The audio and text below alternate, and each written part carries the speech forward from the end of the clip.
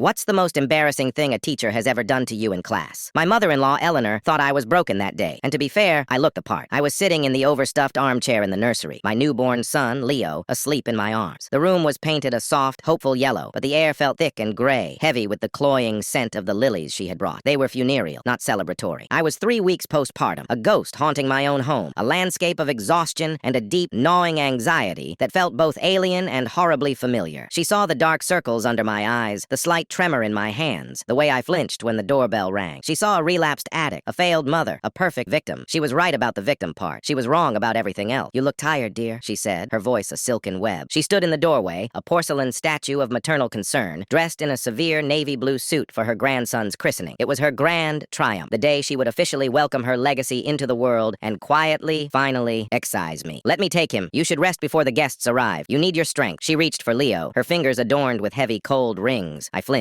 pulling him closer. Her smile didn't falter, but a flicker of irritation crossed her eyes, as brief and sharp as a shard of glass. "I'm fine," I managed, my voice a dry rasp, "just tired." It was the script we had been following for weeks. I was the fragile new mother, overwhelmed and slipping back into old, destructive patterns. She was the steady, supportive matriarch, holding the family together. It was a masterpiece of gaslighting, and she was its architect. She had been building this prison for me since the day her son, David, had proposed. She never wanted me. I was a stain on her perfect family portrait, a girl with a history, a recovering alcoholic from a family with no name and no money. A son was an heir, and heirs needed immaculate mothers. "Of course you are," she cooed, gliding into the room. She didn't sit, but perched on the edge of the ottoman, leaning in, her perfume a suffocating cloud of jasmine and condescension. "But we all need help sometimes. David is so worried. We all are." She placed a heavy file folder on the side table next to me. The paper was thick, creamy, expensive. It looked like a death certificate. "This is help, Sarah. This is the best way forward. For everyone, especially for Leo." I stared at the folder, my heart a frantic drum against my ribs. I knew, with a sudden, chilling certainty, what it was. It was the culmination of her campaign. The months of whispers to David about my instability, the constant undermining of my parenting, the special herbal tea she insisted I drink every afternoon, the one that left me groggy, confused, and filled with a despair so profound, I had started to believe her narrative. I had started to believe I was losing my mind. But a week ago, a small moment of clarity had pierced the fog. I had spilled a cup of her tea on a white napkin, and as the stain dried, a faint oily residue had remained, something that smelled vaguely chemical. A seed of suspicion, planted in the fertile ground of her years of subtle cruelty, had finally taken root. "What is this, Eleanor?" I asked, my voice barely a whisper. I had to keep her talking. I had to play the part just a little longer. My Uncle Mark, a man who had seen me through the worst of my addiction and celebrated every day of my recovery. Full story on channel link below.